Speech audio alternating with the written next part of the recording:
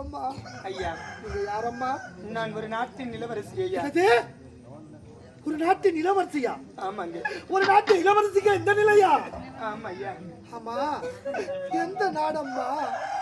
இதோ தெரிகிறது சத்தியபுரி நாடு. அதுதான் என்னுடைய நாடு ஐயா. என்னது சத்தியபுரி நாட்டு இளவரசியா? ஆமாங்க, சத்தியபுரி நாட்டு இளவரசியா? உண்மைதான் ஐயா. உடைய தாய் தந்தைய பெயர் என்னம்மா? ஐயா, என் தந்தை பெயரோ சத்தியசீல மன்னர். அவருடைய மகள் ஐயா நான். உடைய தந்தை சத்தியசீல மன்னனா? ஆமாங்க. உடைய தந்தை சத்தியசீல மன்னனா? ஆமா ஐயா.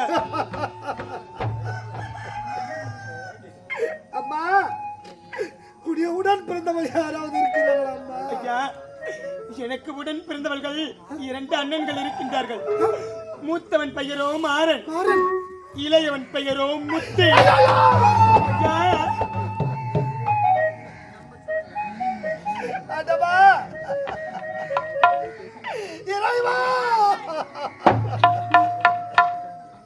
அம்மா, ஐயா, சிறிய அண்ணனுடைய முத்து என்று கூறினாயி, அந்த முத்துவை நீ பார்த்திருக்கியாப்பா? நான் பார்த்தது கிடையாது ஐயா.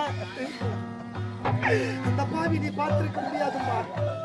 அந்த பாவியை நீ பார்த்திருக்க முடியாது. நீ சின்னத்தில் குழந்தையாக இருக்கும் பொழுது உன்னை விட்டு அயல்நாடு சென்ற பாவி அம்மா. உன்னை விட்டு சென்ற பாவி அம்மா. உடைய சிறிய அந்த முத்து என்று கூறினாயே, அந்த முத்து யார் தெரியுமா? அந்த முத்து யார் தெரியுமா? அந்த முத்து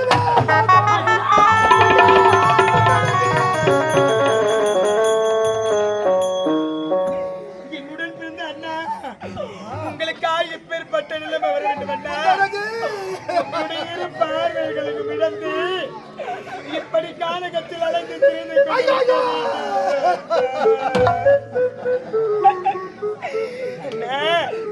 என்னுடைய வாழ்க்கை தான் நடந்து போய்விட்டது. பாவி நான் நிறுத்திக் கொண்டிருந்தேன்.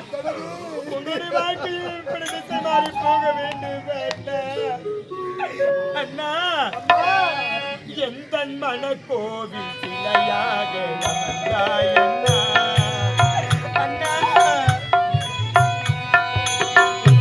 எந்த மன கோயில் சிலையாக அமர்ந்தாயண்ணா.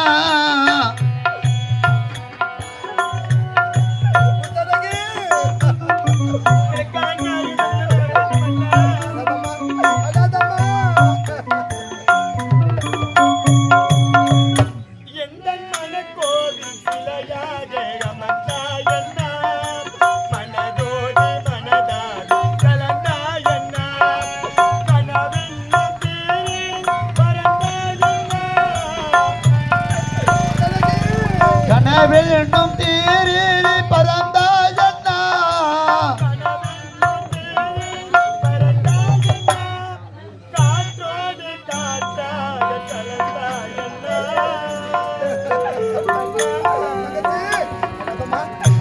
என்னை யார் என்று எண்ணி எண்ணி நீ பார்க்கிறாய்.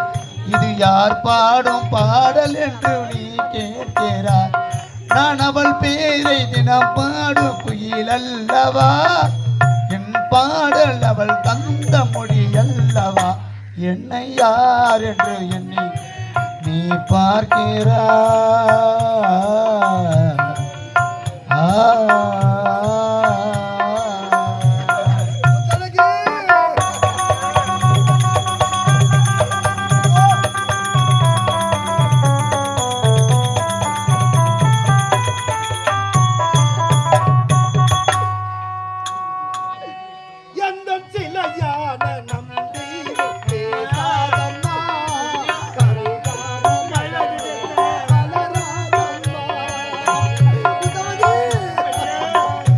என்றும் சிலையான நம் தெய்வம் பேசாதம்மா.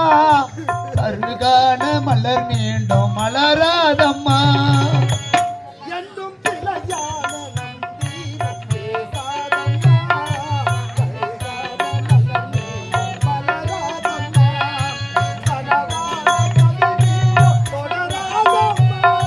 கனவான கதை மீண்டும் தொடராதம்மா.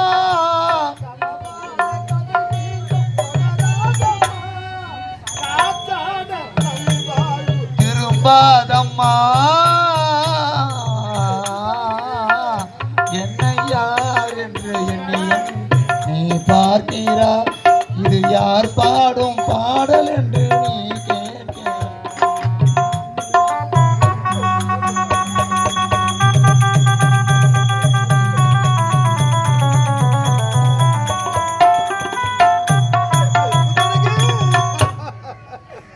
அண்ணா இந்த பாவி உன்னை நான் இந்த குளத்தில் பார்க்க வேண்டுமா? சின்ன சின்ன வயதில் விட்டு சென்றேனே அம்மா. கோட்டையிலே குதூகலமா வாழ்ந்து கொண்டிருப்பார். என் தங்கச்சியை பார்க்க வேண்டும் என்று ஓட்டோட்டமா ஓடி வந்தேனே. கடைசியில் யாரும் மற்ற அனாதையாக இப்படி சாகு நிலைக்கு வந்து விட்டாயே.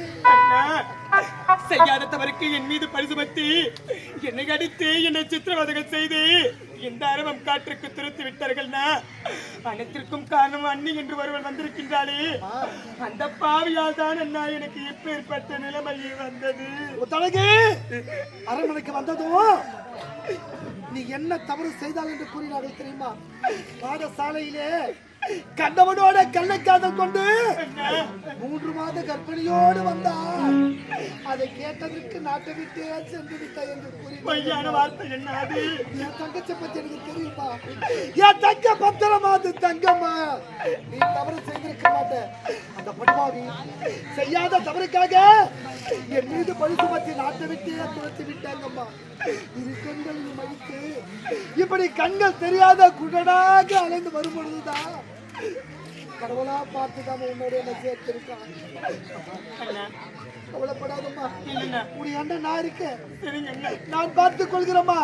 ஆனா நம்ம அண்ணன் இருக்காரு, அவர் நல்லவர் தாம்மா. வெளுத்ததெல்லாம் பால் என்று நினைக்கிறார் அம்மா. அதில் துளி விஷம் இருப்பதை மறந்து விட்டாரு. எப்படியாகிலும் நம்முடைய அண்ணனையும் நம்ம காப்பாற்றி ஆக வேண்டுமா? அண்ணன்